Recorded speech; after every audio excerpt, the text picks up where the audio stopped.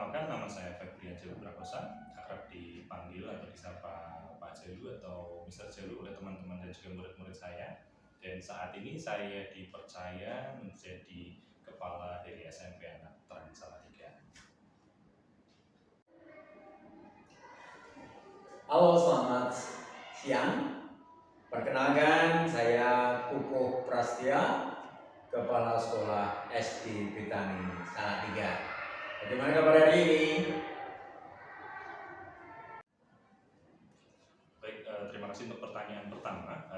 Dilema etika dan juga rujukan moral ini saya sekarang masih terus belajar sebetulnya untuk menentukan. Tetapi dulu ketika saya masih awal sekali menjadi pemimpin atau leader di sekolah, agak kesulitan Bapak Ibu semua, Bapak Ibu, karena terlebih lagi dalam ini ya, kalau rujukan moral itu jelas yang hitam dan yang putih gitu ibaratnya, yang benar dan yang tidak. Kalau dilema etika adalah ketika kita dihadapkan pada suatu masalah, lalu ada beberapa alternatif solusi, tidak harus beberapa, ada dua katakanlah alternatif solusi, tetapi kedua-duanya ini baik sebetulnya. Nah, itu yang kadang-kadang saya perlu perlu terus menguras pemikiran lagi. Tapi sampai di tahun ke-6 saya menjadi kepala sekolah ini, cukup banyak cara yang bisa saya saya ambil, saya jalankan untuk bisa membedakan keduanya gitu ya, keduanya tadi. Karena berdasarkan pengalaman dan juga saya juga ada banyak sekali masukan dari teman-teman dan itu cukup sangat membantu kalau menurut saya. Begitu. Ya, menurut saya, jadi dilema etika atau rujukan moral sebetulnya merupakan masalah. Kalau kita bicara tentang dilema etika, itu berarti dilema atau suatu pilihan karena mempunyai nilai yang baik pada sisi satu dan nilai yang baik di sisi yang lain, tetapi kemudian itu saling kalau hubungan langsung tidak bisa, tetapi itu yang terjadi dalam suatu komunitas atau satu hubungan. Sedangkan kalau kita bicara tentang moral, itu ya mau tidak mau ada satu sisi yang baik dan sisi yang tidak baik. Nah, untuk mengidentifikasikan masalah yang timbul dari keduanya, yang harus dilakukan pertama adalah satu, pengumpulan data. Pengumpulan data di mana di situ melihat siapa saja yang terlibat, kemudian faktor apa saja yang ada di situ, kemudian apa yang terjadi, kemudian bagaimana itu terjadi, dan langkah-langkah apa sebelumnya yang sudah dilakukan sebelum masalah itu terjadi. Sehingga bagaimanapun hal-hal tersebut mau tidak mau harus ada collecting data, kemudian dikonfirmasi data, kemudian dipisah-pisahkan data tersebut, baru kemudian didiskusikan mencari cara atau kemungkinan pemecahan dari masalah yang ada. Banyak ya, langsung menjawab yang lain. Gimana lagi?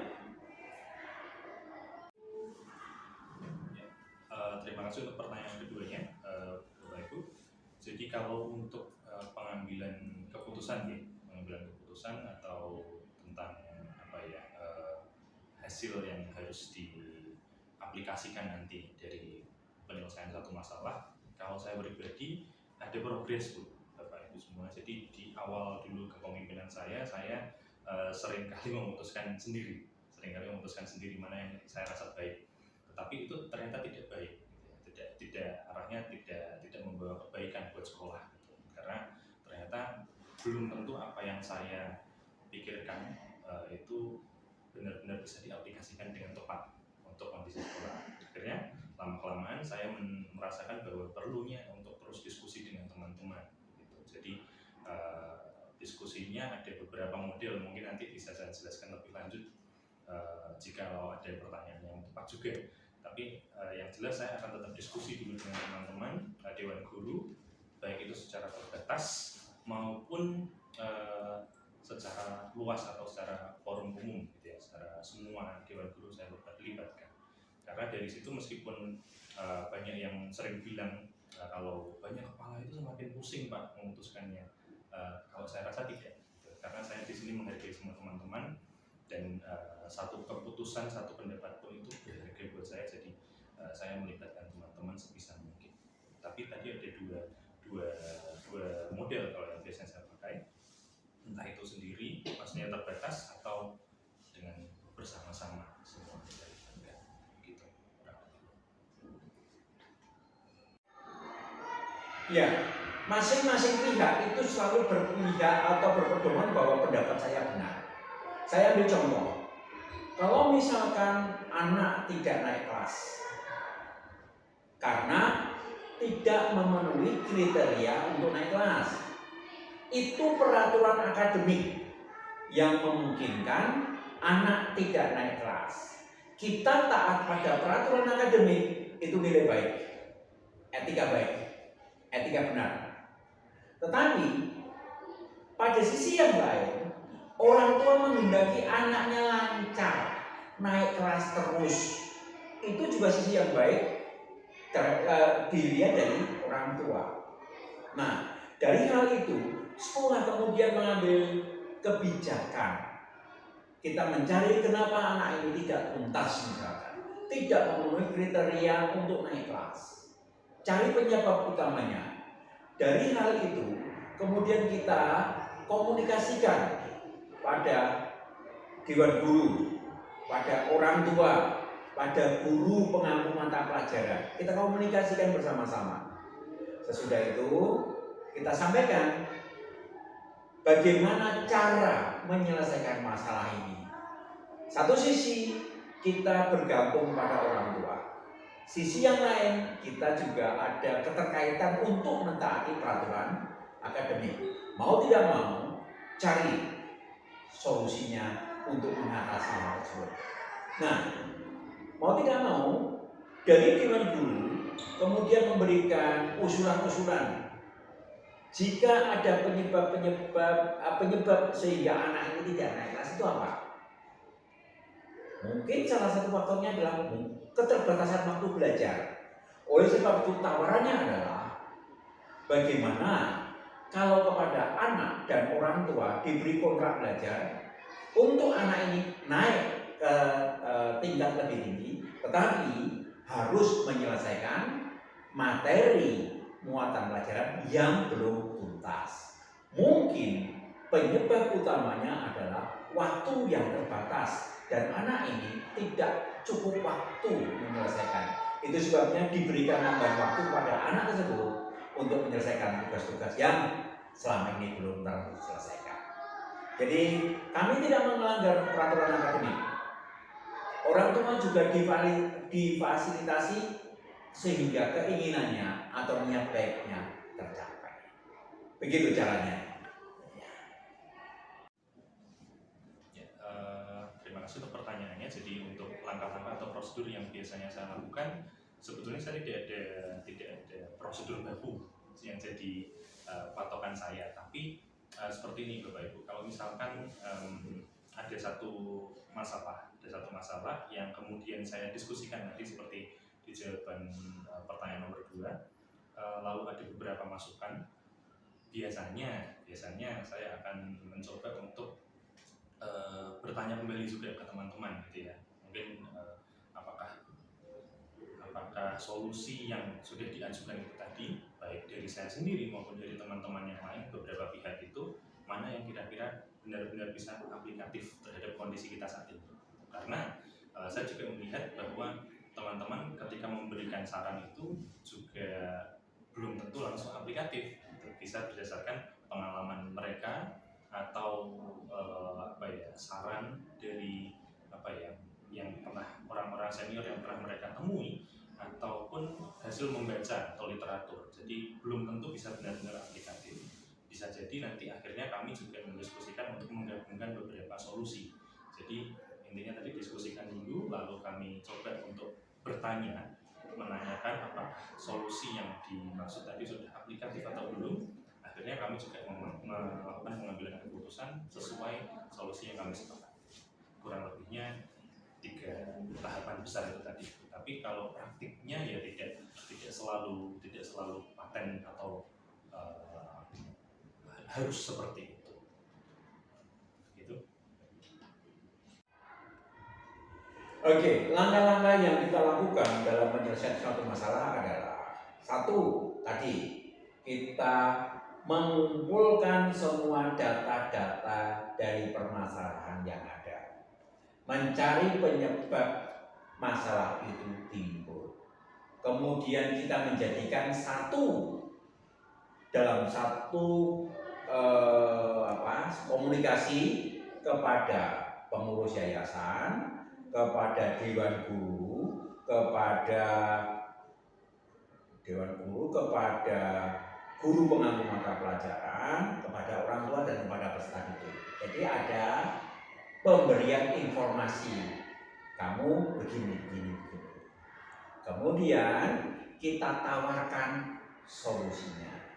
Kita tawarkan bagaimana cara terbaik untuk semua, untuk pihak sekolah dan juga untuk peserta didik dan juga pada orang tua. Ada komunikasi yang baik kepada setiap stakeholders yang ada. Ada komunikasi yang baik. Kemudian dari situ kita diskusi, menentukan cara-cara yang tepat, cara-cara yang memungkinkan untuk diambil dan tingkat resikonya yang paling rendah. Diambil kesepakatan yang ketiga antara pihak sekolah dan pihak orang tua atau pihak manapun yang terkait di dalamnya. Ambil kesepakatan membuat bukti tertulis misalkan, atau bukti tidak tertulis yang tidak masalah. Kemudian kita melanjutkan dengan menjalankan keputusan, dan yang terakhir mengadakan tindak lanjut dari hasil pelaksanaan keputusan tersebut. Itu langkah-langkahnya. Gitu ya. Ya, terima kasih untuk pertanyaan berikutnya. Jadi hal yang saya rasa efektif dalam pengambilan keputusan terkait dilema etika, karena kembali lagi ke dilema etika tadi ya Bapak Ibu. Jadi kalau dilema etika adalah, kalau yang saya pahami, ketika satu permasalahan atau satu kejadian yang memerlukan memerlukan sebuah solusi, lalu ada alternatif solusi yang sama-sama baiknya, nilai moralnya sama-sama baik ya, kalau saya pahami seperti itu. Sehingga kalau menurut saya yang paling efektif adalah tadi mencoba untuk berdiskusi dulu, sambil kemudian kita mencoba untuk menggali lagi akar permasalahannya apa. Biasanya kalau kami sudah mengetahui akar permasalahannya apa, di situ baru kami bisa benar-benar menemukan solusi yang efektif. Kalau dikaitkan dengan yang dilakukan di kurikulum Merdeka sekarang, itu kan sedang bumbunya rapor pendidikan. Rapor pendidikan itu juga mengajarkan kita tentang pentingnya mencari akar permasalahan dan juga mendiskusikan atau mencari rumusan benahinya itu ya, rumusan kegiatan programnya yang tepat, yang sesuai dengan akar permasalahan tadi. Dan itu yang saya rasa paling efektif.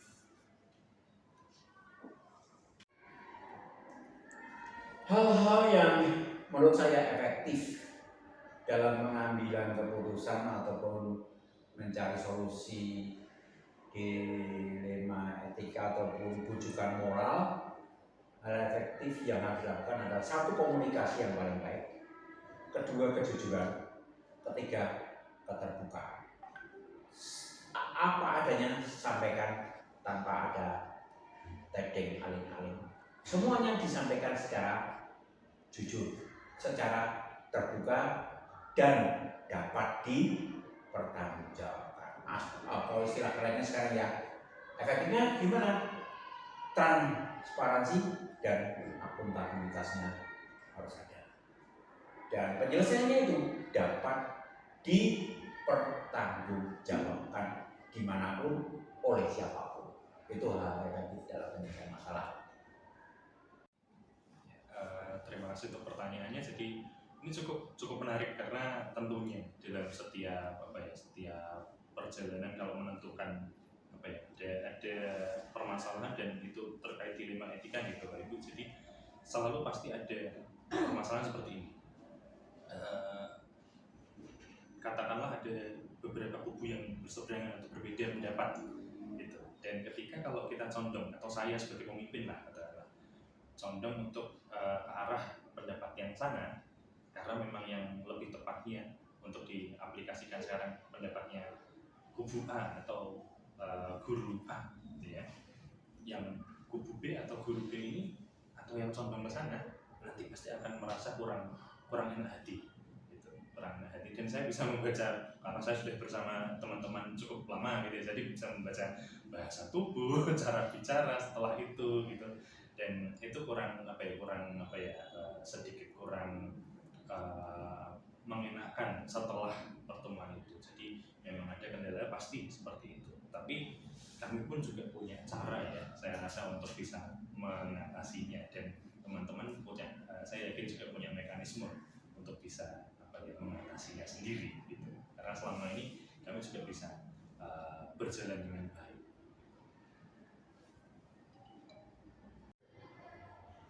Tantangan yang terbesar dalam dilema etika adalah menyamakan persepsi, menyamakan pola pikir, menyamakan cara pandang dari pihak-pihak terkait untuk pada satu posisi sama. Jadi tidak ada lagi perdebatan di belakang, karena semuanya sudah menerima perbedaan-perbedaan itu, kemudian menjadikan satu konsep dalam satu keputusan. Itu tantangan terbesar. Bagaimana kita harus ngomong, among.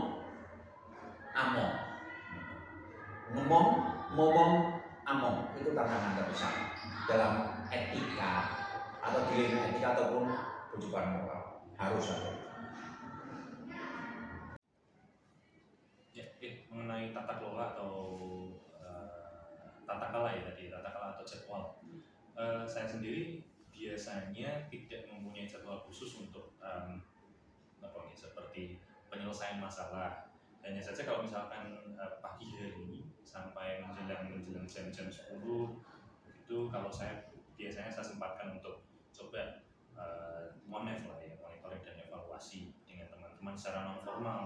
Jadi untuk bicara gitu ya, dengan teman-teman yang mungkin kemarin baru saja menjalankan kegiatan atau program seperti jadi PIC untuk program-program tertentu. Tetapi untuk penyelesaian masalah saya sendiri tidak mengalokasikan waktu Bapak Ibu, karena saya lebih cenderung kalau ada masalah kita coba untuk diskusikan terlebih dahulu. Seperti kalau misalkan masalah itu benar-benar sensitif, nah baru saya diskusikan sedikit dulu dengan beberapa orang saja. Kalau masalah itu bisa dibuka di forum, saya buka dengan teman-teman di briefing, karena biasanya kami punya briefing pagi juga. Di situ kami biasanya membicarakan berbagai masalah, berbagai macam permasalahan juga jika perlu, gitu Bapak Ibu. Jadi singkatnya, saya lebih suka untuk langsung menyelesaikan tanpa ada jadwal, karena kalau misalkan ada jadwal, kalau misalkan masalah ini urgent atau sangat darurat, kalau harus menunggu jadwal saya tampaknya kurang bijak gitu Bapak Ibu. Jadi untuk jadwal monitoring tadi tetap ada, tapi untuk penyelesaian masalah saya langsung.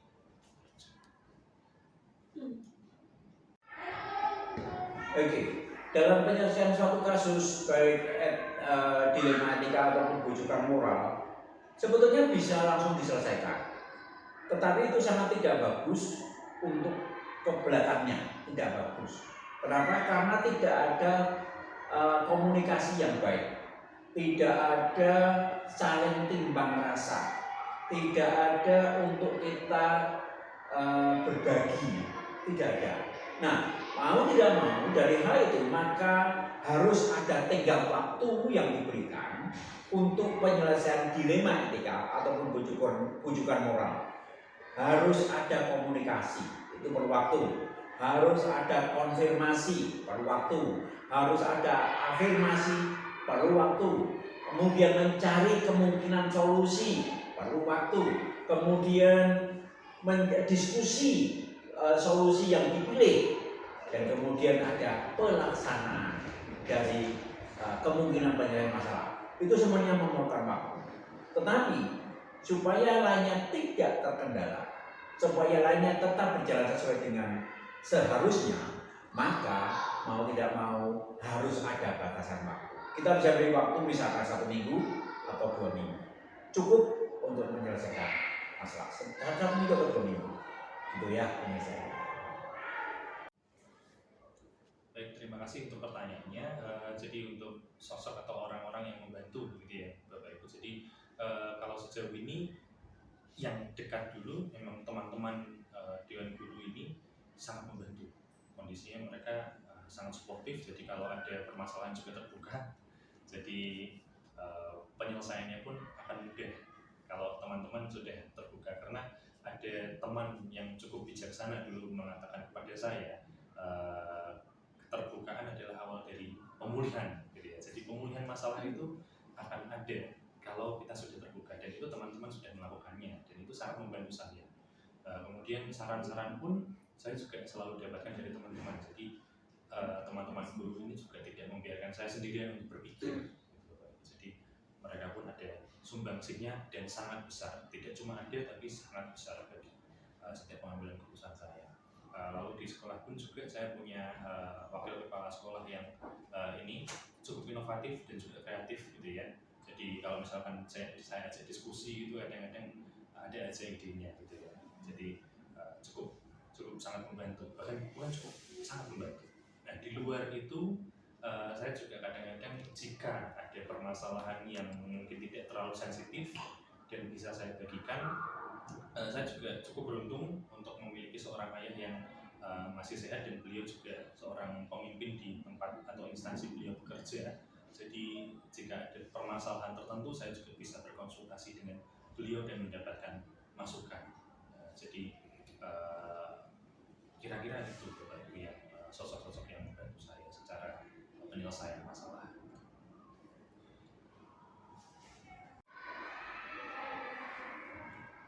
Dalam penyelesaian dilematika ataupun bujukan moral, ada pihak atau teman-teman yang membantu. Dalam hal ini untuk teman berdiskusi, teman untuk mudoroso, menyampaikan pendapat ataupun satu pemikiran. Di situ ada teman sejawat, bidang kurikulum, kemudian dewan guru, kemudian yayasan, dan juga komunitas. Itu membantu untuk kita mendapatkan masukan, mendapatkan kemungkinan jawaban. Kemudian kita akan pilih-pilih mana yang terbaik. Jadi ada pihak-pihak tertentu yang membantu dalam penyelesaian masalah. Baik, untuk pengambilan keputusan dalam bidang etika memang pelajarannya banyak Bapak Ibu sebenarnya yang saya dapatkan, terutama dalam masa saya menjabat sebagai kepala sekolah. Tetapi yang paling utama ada beberapa hal. Yang pertama adalah bahwa memang dilema etika itu ketika memutuskannya kita perlu pertimbangan yang matang, pertimbangan yang mendalam, dan tidak bisa hanya berdasarkan pengalaman pribadi ataupun saran-saran dari kanan dan kiri. Harus benar-benar mengerti akar permasalahannya apa, gitu. Jadi akar permasalahannya apa, jadi benar-benar kita bisa menemukan solusi yang tepat.